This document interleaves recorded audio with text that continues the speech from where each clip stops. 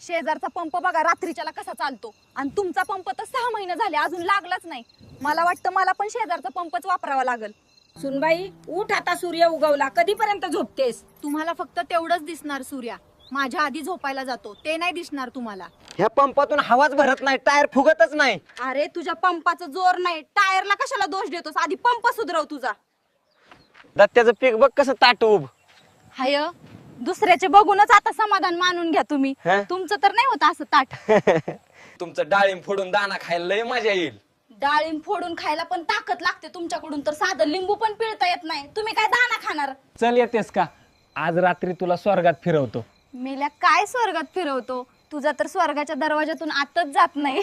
या boring machine मध्ये लय ताकद असते, किती बी मोठा दगड फोडून आत जाते. नुसतं आत जाऊन काय फायदा, पाणी पण काढता आलं पाहिजे. येड्या बोकाचं डॉक्टर हाय ते मला म्हणतंय तुझ्या हत्यारात खराबी आहे म्हणून. मग आता काय सर्व गावभर दवंडी देतो का हरामखोरा?